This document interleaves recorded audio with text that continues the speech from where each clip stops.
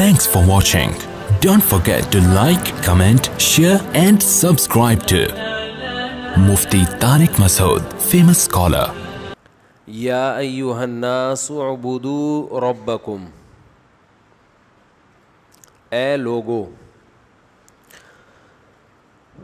اعبدوا ربکم، غلامی اختیار کرو اپنے پالنے والے کی، غلامی اختیار کرو اپنے پالنے والے کی۔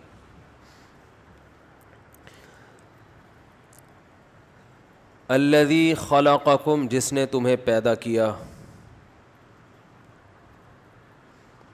والذین من قبلکم، اور تمہارے باپ دادا کو بھی اسی نے پیدا کیا۔ الذی جعل لکم الارض مہدا، جس نے زمین کو تمہارے لیے بچھونا بنایا۔ وَأَنزَلَ مِنَ السَّمَاءِ مَاءً، جس نے آسمان سے پانی برسایا۔ فَأَخْرَجَ بِهِ مِنَ الثَّمَرَاتِ، طرح طرح کے پھل پیدا کیے۔ رِزْقًا لَكُمْ، تمہاری روزی کے لیے، تمہیں رزق پہنچانے کے لیے۔ اس آیت کا انتخاب میں نے اس لیے کیا، 2-4 دن پرانی بات ہے، ایک خبر پڑھی، ایک مشہور ٹی وی چینل پہ ایک خبر چلی کہ پروفیسر صاحب ہیں، کوئی باہر سے آئے ہیں، انہوں نے ہماری یونیورسٹی میں خطاب کیا ہماری قوم سے، یعنی قوم کے نوجوانوں سے۔ خطاب کے دوران یہ سمجھایا کہ ہمیں مذہب کی جو تعلیمات ہیں اور مذہبی رسومات، ان کے خول سے نکلنا پڑے گا، اس کے بغیر ہم ترقی نہیں کر سکتے۔ بات آ رہی ہے سمجھ میں؟ یونیورسٹیوں میں محترم کا خطاب ہوا ہے، انگریز ہیں، پروفیسر ہیں اور بہت بوڑھے آدمی ہیں، ظاہر ہے کوئی بہت زیادہ پڑھے لکھے ہیں تبھی بوڑھے ہیں، بلکہ یوں کہنا چاہیے بوڑھے ہیں، اس کی علامت ہے کہ بہت زیادہ عمر زیادہ ہوتی ہے تو تجربہ، نالج، سب چیزیں بڑھ جاتی ہیں نا۔ تو یونیورسٹی کے جو لڑکے ہیں، لڑکیاں ہیں، ان سے خطاب کے دوران محترم نے ارشاد فرمایا کہ یہ جو مذہب ہے یہ رکاوٹ بنتا ہے بہت ساری چیزوں میں، اس خول سے باہر آنا پڑے گا ہمیں تاکہ ہم دنیا کے شانہ بشانہ چل سکیں، ہمیں بہت آگے جانا ہے۔ یہ تو میں اپنے الفاظ میں ان کے مضمون کو بیان کر رہا ہوں، یعنی سوچ یہی دی جا رہی ہے۔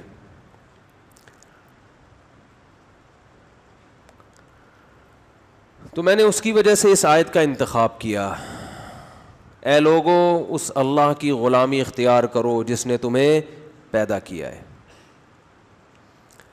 اچھا، محترم کی تقریر سنی اور اسی دوران کسی نے آئنسٹائن کا مجھے ایک پورا مضمون بھیج دیا، پوری ایک تحریر بھیج دی۔ اب مجھے نہیں پتا وہ آئنسٹائن کے اپنے الفاظ ہیں یا نہیں ہیں، اس تحقیق کا فائدہ بھی نہیں ہے کہ اگر وہ ہیں تو بھی غلط ہیں، نہیں ہیں تو خواہ میں جس نے آئنسٹائن کے کھاتے میں ایسی چیز ڈالی وہ قیامت کے دن آئنسٹائن اس سے خود ہی پوچھ لے گا۔ آئنسٹائن ہمارے نہ ماموں لگتے ہیں نہ خالو لگتے ہیں کہ ہم ان کی طرف سے بلا وجہ دفاع کریں،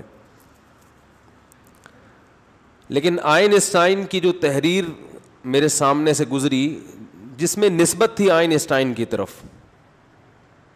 اس میں بھی مذہب کی مخالفت، ہو سکتا ہے فیک ہو، جھوٹ ہو، کیونکہ واٹس ایپ پہ، فیس بک پہ کسی بھی کتاب کا حوالے سے کچھ بھی نقل کر دو، پروپیگنڈا تو بہت ہے، آپ کو پتہ ہے۔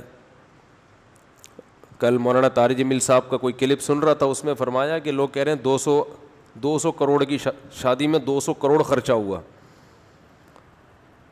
تو اس کی تردید کر رہے تھے، بھائی 200 ایسے ہی فیک خبر ہے، یہ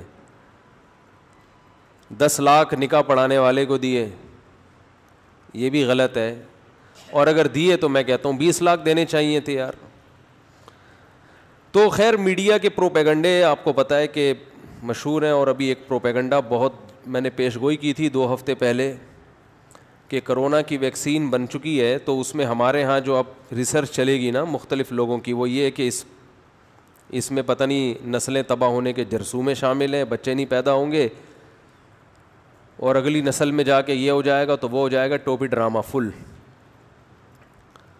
اور پڑھے لکھے لوگ بھی اس قسم کی فضول کس باتیں کر رہے ہوتے ہیں کہ اس سے ہمارا سارا ڈیٹا ٹرانسفر ہو جائے گا. انجیکشن لگتے ہی آپ کے اندر کتنے گردے کتنے پھیپھڑے یہ سارے پتہ چل جائے گا. کس کو؟ اندر کا ڈیٹا تو یہی ہے. دل کے جو خیالات ہیں وہ تو اللہ کے سوا کوئی بھی نہیں جانتا بھائی, وہ تو ایجنسی والے بھی نہیں جانتے, وہ خفیہ ایجنسیوں کو نہیں پتہ ہوتا اس کے دل میں کیا ہے. امریکہ کو پتہ چل جائے گا انجیکشن بلڈ میں جاتے ہی خفیہ ڈیٹا سارا. دیکھو خفیہ ڈیٹا کیا ہے آپ کے اندر, جو چیزیں خفیہ ہیں وہ تو دل گردے پھیپھڑے نظر نہیں آ رہے, یہ تو ویسے ہی ان کو پتہ ہے کہ کتنے ہوتے ہیں ایک آدمی میں. لیکن یہ کہ ہمارے بڑے بڑے پروفیسر لوگ بھی اس طرح کی باتیں کر رہے ہیں. پھر ان چیزوں سے سب سے زیادہ متاثر ہمارا مذہبی طبقہ ہوتا ہے, مذہبی طبقہ, کیونکہ وہ بیچارہ سائنس سے بالکل نابلد ہے, وہ بہت جلدی متاثر ہو جاتا ہے. اس نے قرآن میں یہودیوں کی خصلتیں پڑھی ہوئی ہیں کہ ایسے چالاک ہوتے ہیں یہودی, اور ہوتے بھی ہیں. تو اس کو پہلے سے پتا ہوتا ہے کہ یہودی ڈیڑھ ہوشیار ہے, چالاک ہے. اب یہ نہیں پتا کہ دنیا میں ہر چالاکی کا ذمہ دار یہودی نہیں ہے, یا دنیا میں یہ نہیں کہ ایک آدمی کوئی چالاک ثابت ہو جائے تو اب ہر چیز اس کے کھاتے میں ڈال دو. اتنا تھوڑی اللہ نے یہودیوں کو دنیا کا باپ بنایا ہے کہ وہ ساری دنیا کے کولوں پہ ایک انجیکشن ٹھوک ٹھوک کے سارا ڈیٹا کر لیں. تو اسرائیل کب سے کوشش کر رہا ہے بننے کی, ابھی تک پورا بنا نہیں ہے, اور کیا کچھ اس نے ایڑی چوٹی کا زور نہیں لگا لیا. تو یہ جو واٹس ایپ اور فیس بک کی تحقیقات ہیں میرے بھائی, ان کو دیوار پہ مار دیا کرو. اب تحقیق کرے کہاں سے؟ محلے کے ڈاکٹر سے پوچھ لیا کرو جا کے. جو محلے کا ڈاکٹر ہے نا, ڈاکٹر صاحب یہ رپورٹ آئی ہے, وہ کہے گا اس کو پھاڑ کے پھینک دو, بکری کو کھلا دو. جیسے ہم عدالتی خلا کو کہتے ہیں نا کہ یہ عدالت نے جو خلا کی ڈگری دی ہے اس کو بکری کو کھلا دو, اس سے بیوی آپ کے نکاح سے خارج نہیں ہوئی. عدالت کو تھوڑی رائٹ ہے کہ لوگوں کی بیویوں کو طلاقیں دیتی پھرے. ابھی خاتون آئی تھی خلا کی ڈگری لے کے, میں نے کہا بکری کو کھلا دو اس کو, اس کی کچھ بھی نہیں ہے, یہ میاں تمہارا, یہی میاں ہے, یہ جب تک نہیں چھوڑے گا نہیں چھوٹو گی. عدالتیں کہہ سکتی ہیں ہماری توہین کر رہے ہیں, آپ اسلام کی توہین کر رہے ہو, آپ مسلمانوں کے فیملی سسٹم کی کو تباہ کر رہے ہو, آپ ہمارا سارا نظام تباہ کر رہے ہو. ہم چپ بیٹھے رہے ہیں آرام سے, ایسے کیسے ہو سکتا ہے بھائی؟ جب جو عورت منہ اٹھا کے جاتی ہے عدالت خلا کے پیپر پکڑا دیتی ہے. جج کو خود ڈر نہیں لگتا؟ تیری بیوی اگر کسی جج کے پاس جا کے خلا لے کے بھاگ جائے, کیا کرے گا تو بیٹھ کر؟ ممکن ہے کوئی جج صاحب کہے میں تو صبر کروں گا, تو آپ میں غیرت ختم ہو گئی ہے تو آپ صبر کرو گے. غیرت ہوتی تو آپ صبر نہ کرتے. تو یہ جو خلے کی ڈگریاں جاری ہو رہی ہیں نا عدالتوں سے, بکریاں رکھ لیں گھر میں, اچھے پیپر ہیں, کاغذ ویسے ہی مہنگا ہو گیا بہت, تو کھلا دیا کریں ان کو. 100 میں کوئی ایک آدھ کیس ہوتا ہے جس میں ہم بھی مانتے ہیں کہ یہ خلا صحیح ہے, لیکن افسوس ہو رہا ہے کہ اس پر کوئی مضبوط بنیادوں پہ آواز نہیں اٹھائی جا رہی. اچھا خیر, میں یہ عرض کر رہا تھا کہ پروفیسر صاحب کا بیان آیا پہلے سامنے. اس بیان میں محترم نے یونیورسٹیوں میں خطاب کے دوران ارشاد فرمایا کہ ہمیں مذہبی رسومات کی جو قید ہے اس سے آگے بڑھنا پڑے گا, نکلنا پڑے گا اس خول سے, ورنہ ہم سائنس میں ترقی نہیں کر سکتے. اور اسی دوران واٹس ایپ پہ کسی نے آئنسٹائن کے ملفوظات بھیجے. وہ ملفوظات کیا تھے میں پھر بتا دوں, پتہ نہیں آئنسٹائن نے وہ ارشاد فرمایا بھی ہے کہ نہیں فرمایا, لیکن اگر فرمایا ہے تو بہت غلط کیا. اس فرمودات کا حاصل یہ ہے کہ اس کائنات کو بنانے والا جو خدا ہے اس نے اس کائنات کو نیچر کے اصول, کچھ اصول ہیں, ان اصولوں میں جکڑ دیا ہے, اور پھر انہی اصولوں کے تحت یہ کائنات چل رہی ہے. اور اس خدا کو اس سے کوئی غرض نہیں ہے, اس خدا کو اس کی بالکل ضرورت نہیں ہے کہ لوگ اس کی عبادت کریں اور یہ کریں اور وہ کریں. وہ خدا ان تمام گویا کہ اس قسم کی سوچ سے وہ بالا تر ہے, اس کو بالکل ضرورت نہیں ہے کہ وہ اس مخلوق کو پابند بنائے کہ یوں کرو یوں کرو, یوں نہیں کرو, ایسے کرو, یہ نماز پڑھو, روزے رکھو. یعنی وہ آئنسٹائن کے, میں اپنے الفاظ میں بیان کر رہا ہوں نا, داڑھی رکھو, شلوار ٹخنوں سے اوپر رکھو, عورتیں پردہ کریں, اور یہ سب چیزیں, وہ خدا ان چیزوں سے کیا ہے, بولو بھائی, بالاتر ہے. اس کو کوئی ضرورت نہیں ہے ان چیزوں کی کہ جو یوں نہیں کرے گا تو جہنم میں ڈالوں گا, یوں نہیں کرے گا تو جنت میں ڈالوں گا. اس کو ضرورت نہیں ہے ان چیزوں کی. یہ وہ سوچ ہے جو ہمارے ہاں یونیورسٹیوں میں سائنس پڑھنے والا طالب علم, بولو بھائی, لے رہا ہے. ہمارے اپنے بعض ریلیٹیو جو یونیورسٹیوں میں گئے بالکل ہی کنٹرول سے باہر ہو گئے, کھلے عام خدا کا انکار کر رہے ہیں. جتنا پڑھا لکھا ہوگا دین سے اتنا دور ہوتا جا رہا ہے.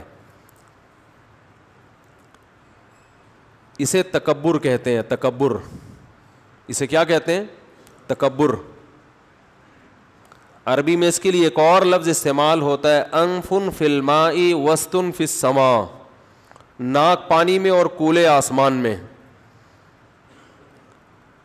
انسان جب اپنی اوقات بھولتا ہے نا تو 2-4 ABCD کے لفظ پڑھنے کے بعد, جس میں ظرف چھوٹا ہوتا ہے نا, ظرف,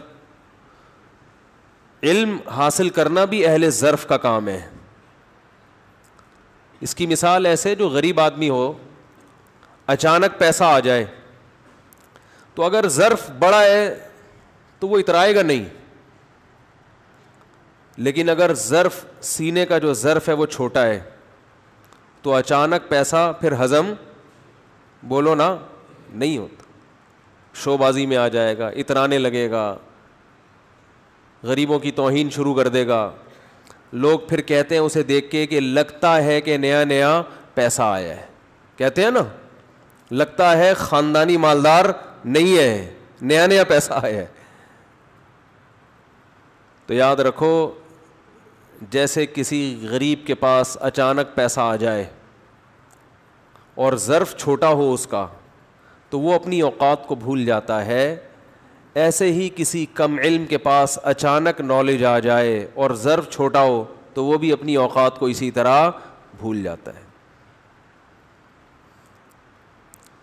تو آج بہت سے لوگ سائنسی ترقی کے نشے میں آ کے خدا کا انکار بھی کر رہے ہیں. کچھ خدا کو تو مان رہے ہیں لیکن مذہب کا انکار کر رہے ہیں, کچھ مذہب کو مان رہے ہیں, مولویوں کا انکار کر رہے ہیں. یہ مولوی دیکھو نا, وہ ہمارے وزیر سائنس ہر تھوڑے دن بعد, کیونکہ سائنس کے وزیر ہیں نا, سائنس اور ٹیکنالوجی کے وزیر ہیں, لہذا ان کے فرائض میں یہ چیز داخل ہے کہ ہر 4 دن کے بعد علماء کے خلاف کوئی نہ کوئی بیان جاری کر دیں. وہ سمجھتے ہیں جب تک بہترین سائنسدان میں کہلا نہیں سکوں گا, جب تک کہ میں علماء اور مذہب کی مخالفت, بولو, نہیں کروں گا. بعض حضرات یہ بھی دلیل دیتے ہیں کہ اگر مذہب ہمارے لیے اتنا ضروری ہوتا تو گورے کے پاس تو مذہب نہیں ہے, اس نے اتنی ترقی کیوں کر لی؟ بھائی اگر اسلام ضروری ہوتا تو گورا اسلام کے بغیر اتنی ترقی کیوں کرتا؟ وہ تو اسلام کے بغیر ہی کہاں تک پہنچ گئے. ان تمام باتوں کا جواب قرآن کی اس آیت میں ہے, یا ایھا الناس اعبدوا ربکم, اے لوگو اپنے رب کی عبادت کرو جس نے تمہیں پیدا کیا. خدا کی عبادت اس لیے نہیں کی جاتی کہ اس سے ترقی میں اضافہ ہوگا یا نہ کرنے سے ترقی نہیں ہوگی, یہ بہت بڑی بھول ہے آپ کی. خدا کی عبادت اس لیے کی جاتی ہے کہ اس کے احسانات ہیں. جو عبادت نہیں کرتا اللہ کی نظر میں وہ احسان فراموش ہے. آپ کا بوڑھا باپ گھر میں موجود ہے, آپ کی دکان کہتی ہے 24 گھنٹے دکان پہ بیٹھو, لیکن لوگ کہتے ہیں کہ یار تمہارے بوڑھے باپ کے احسانات ہیں, تھوڑا اس کو ٹائم دو, تجارت کا نقصان کر دو, کوئی حرج نہیں ہے. اب آپ یہ دلائل دیں کہ یار اگر میں باپ کو چھوڑ کے شاپ پہ بیٹھوں گا تو معاشی ترقی کروں گا, یہ دلیل درست ہوگی؟ کہنے والا یہ کہے گا کہ معاشی ترقی ہو یا نہ ہو, ہم آپ کو باپ کی خدمت کا اس لیے کہہ رہے ہیں کہ اس نے بچپن میں آپ کی بہت زیادہ خدمت کی ہے, اب اسے ضرورت ہے اب آپ اس کی خدمت کریں. ہمارے ہاں جو یونیورسٹیوں میں پڑھنے والے ہیں نا, ان کے دماغ میں سائنس ٹیکنالوجی ایک چیز مسلط ہو گئی ہے کہ بس یہی ہے سب کچھ.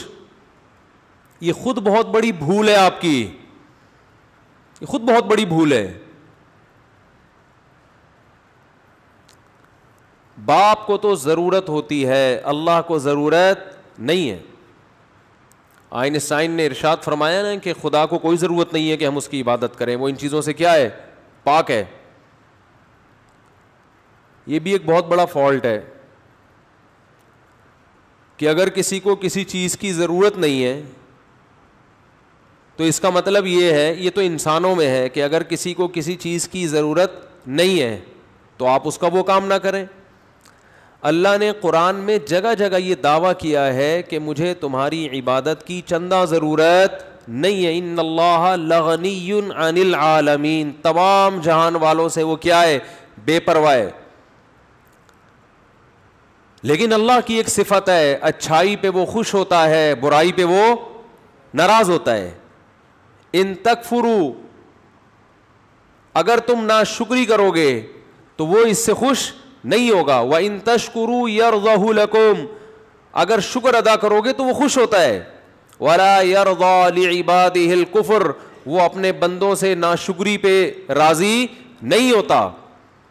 کسی کی خدمت بسا اوقات اس لیے کی جاتی ہے, ہمیں پتہ ہے اس کو ضرورت نہیں ہے, لیکن یہ خدمت سے کیا ہوگا, خوش ہوگا. یہ اس کے دل میں یہ احساس پیدا ہوگا کہ یہ میرا بندہ یہ ناشکرا نہیں ہے, مجھے بھولا نہیں ہے. اللہ کے بارے میں ایسی بات دیکھو, کوئی کسی کے بارے میں کوئی رپورٹ پیش کرتا ہے تو اس سے پوچھتا ہے نا, اللہ کے بارے میں آپ نے لوگوں کو یہ بتانا شروع کر دیا کہ اللہ کو اس سے کوئی غرض نہیں ہے کہ لوگ عبادت کریں یا نہ کریں, تو یہ اللہ سے پوچھے بغیر کہنا ممکن ہے؟ بولتے کیوں نہیں بھائی, یہ تو اللہ سے پوچھا جائے گا نا کہ اللہ تو عبادت سے خوش ہوتا ہے کہ نہیں ہوتا, یہ تو اللہ سے پوچھا جائے گا. اللہ سے پوچھے بغیر ایک سائنسدان سے پوچھ کے بتا رہے ہیں لوگ ایک دوسرے کو. آئنسٹائن سے پوچھ رہے ہیں کہ اللہ کو ہماری عبادت کی ضرورت ہے یا نہیں ہے, یا اللہ ہماری عبادت سے خوش ہوتا ہے کہ نہیں ہوتا. یہ ہمارے سائنس اور ٹیکنالوجی کے طلباء کا حال ہے. اندازہ لگاؤ کہ اس بارے میں رپورٹیں کس کی پیش کر رہے ہیں, سائنسدانوں کی, اگر بالفرض صحیح مان لی جائے. سائنسدان سے پوچھا جا رہا ہے کہ خدا اپنی عبادت پہ خوش ہوتا ہے یا نہیں ہوتا. وہ یہ سائنسدان سے تھوڑی پوچھنے کی چیز ہے, یہ تو جو خدا ہے اس سے پوچھنے کی چیز ہے.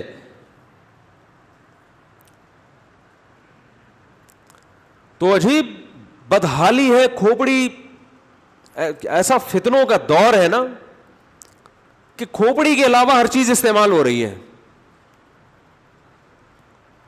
تو یاد رکھو, یہ جو دماغ ہے نا, اس کے بارے میں آپ سے سوال ہوگا کہ اس کو صحیح استعمال کیا یا نہیں کیا.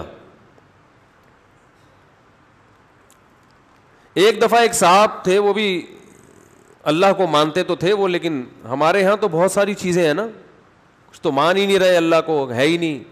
کچھ مان رہے ہیں تو وہ مذہب کا انکار کر رہے ہیں, کچھ مذہب کو مانتے ہیں, مولویوں کو درمیان سے کیا کر دیتے ہیں, جو مذہب کو جاننے والے ہیں ان کو نکال دیتے ہیں.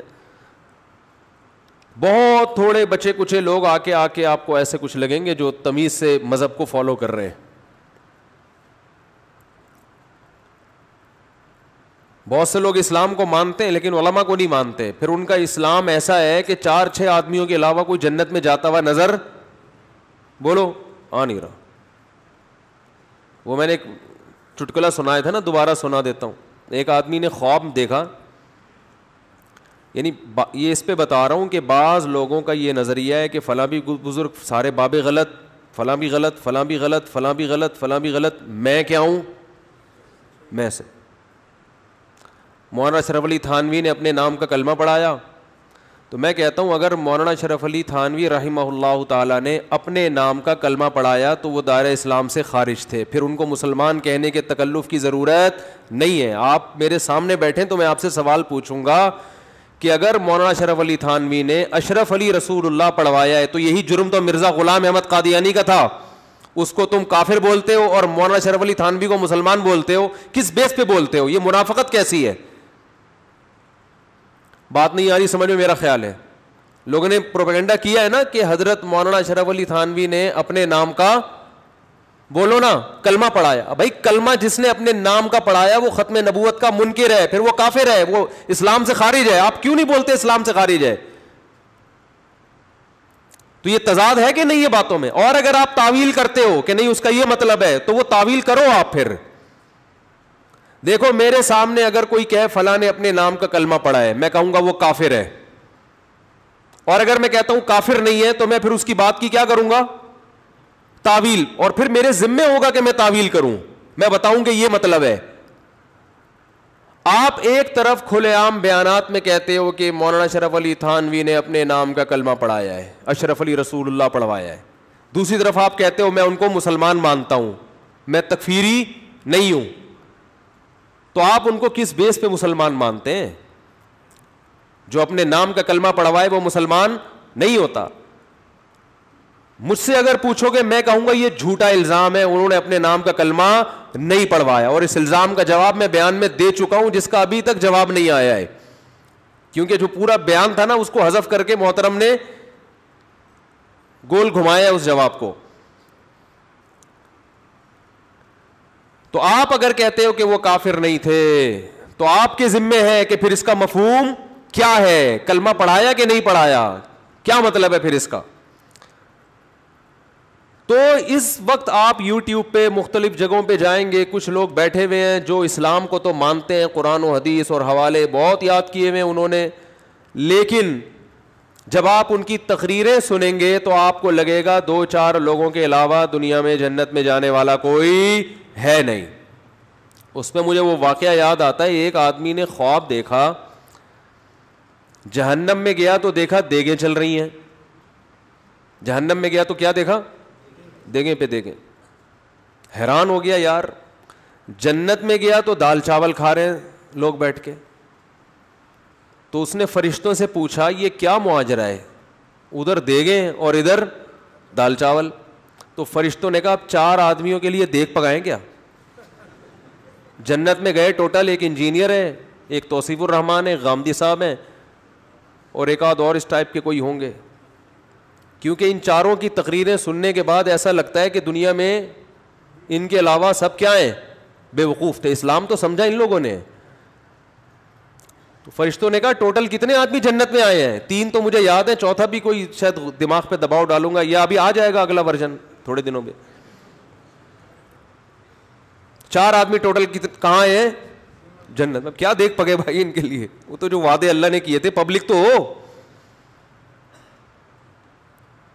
حدیث میں آتا ہے من شذ عن جماعت المسلمین شذ فی النار, جو عام مسلمانوں سے ہٹے گا نا, سارے باب غلط اور سارے علماء اور سارے یہ عام مسلمانوں سے جو, یہ اس کا مطلب جماعت المسلمین کی تنظیم مراد نہیں ہے. جماعت المسلمین عامت المسلمین سے جو ہٹے گا, الگ روش پہ چلے گا. حدیث کے الفاظ ہیں شذ فی النار. قیامت کے دن جب سب لوگ مسلمان جنت میں جا رہے ہوں گے نا, اللہ ان کو الگ سے ہٹا کے جہنم میں ڈالے گا, اللہ ان کو الگ کرے گا. بولے کہ تم تو ان کو صبح شام برا بھلا کہتے تھے, تم نے تو کسی کو چھوڑا نہیں تھا, اب تم ان کے ساتھ کس بیس پہ جنت میں جا رہے ہو؟ شذا وہاں بھی الگ کیا جائے گا. شذا کا مطلب وہاں بھی اللہ الگ کر دیں گے. جب یہاں الگ تھلگ تھے تو وہاں بھی کیا ہوگے؟ الگ تھلگی. اور جماعت المسلمین والوں کی عقل کو آپ داد دیجئے کہ انہوں نے اسی حدیث سے نیا فرقہ بنا لیا. حدیث میں تو آ رہا تھا جو مسلمانوں سے ہٹے گا الگ فرقہ بنائے گا, یا کوئی الگ بحث چھیڑ دے گا, کوئی الگ ہی روش پہ چلے گا, تو اللہ اس کو وہاں بھی الگ ہی رکھیں گے. تو انہوں نے کیا کیا, عام مسلمانوں سے ہٹے اور اس الگ جماعت کا نام رکھ لیا جماعت المسلمین. اب ہمیں ہٹاوا کہہ رہے ہیں, کہ تم جماعت المسلمین سے کیا ہو گئے ہو, نکل گئے ہو. مارکیٹ میں دیکھو کیا چل رہا ہے یار, یہ ہے مارکیٹ. اٹ از کالڈ, بولو نا بھائی, مارکیٹ. اور یہ والی مارکیٹ مار پیٹ کے بغیر سیدھی نہیں ہو سکتی. گورنمنٹ جب تک ڈنڈا نہیں چلائے گی نا, حکومت, پہلے جب اسلامی خلافتیں تھیں تو اس قسم کی چیزیں مارکیٹ میں آتی تھیں, مسلمان حکمران کنٹرول کرتے تھے, اٹھنے نہیں دیتے تھے کسی کو. اب چونکہ حکومت دلچسپی نہیں لیتی, اور شکر ہے نہیں لے رہی, حکومت لے تو پتہ نہیں کس کو آگے لے آئے اور کس کو پیچھے لے جائے, کوئی اور ہی چیز نہ آ جائے آگے. کم از کم ایک کام تو گورنمنٹ کے ذمہ لازم ہے کہ جب تک کوئی ریلائبل ادارے سے عالم نہ بنے, مفتی نہ بنے, اسکالر نہ بنے, اس وقت تک اس کو یوٹیوب پہ بیٹھنے کی اجازت نہ دی جائے. اور علماء کو بھی مختلف حصوں میں ڈیوائڈ کرے کہ آپ مفتی ہیں, آپ مسائل بتا سکتے ہیں, آپ صرف ہسٹری بتا سکتے ہیں, آپ حدیث کے صحیح اور ضعیف کی بحث کر سکتے ہیں. ہر آدمی اٹھ کے فتویٰ لگا رہا ہے یہ حدیث میری رائے میں صحیح ہے, یہ میری رائے میں ضعیف ہے. علم حدیث پڑھا نہیں ہے, اس پہ تخصص ہوتا ہے, باقاعدہ پی ایچ ڈی ہوتا ہے, کوئی پتہ نہیں ہے یہ والا راوی ضعیف ہے. یہ وقت کتابیں چوری کر کر کے نا گوگل پہ لکھا, ایک راوی کا نام ضعیف لکھا ہوا آ گیا تو فتویٰ لگا دیا کیا ہے, ضعیف ہے. میری تحقیق ہے یہ کیا ہے, ضعیف ہے. اتنا مشکل علم ہے حدیث کی تحقیق کا, ہر پاگل سے پاگل آدمی محقق بنا ہوا ہے.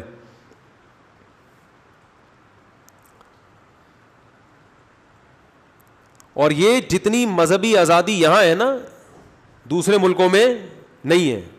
سعودی عرب میں کوئی چینل کھول کے دکھائے اپنا, باقاعدہ پراپر پڑھا ہوا نہ ہو, اور وہ ذرا تحقیقات مارکیٹ میں لا کے دکھائے, فوراً حکومت اریسٹ کرتی ہے. تمہیں کس نے بٹھایا یہاں پہ فتویٰ دینے کے لیے؟ تو 4 آدمی جنت میں, بولو بھائی, جائیں گے. یہ بھی ایک طبقہ ہے جس نے اسلام کا ایک مفہوم پیش کیا.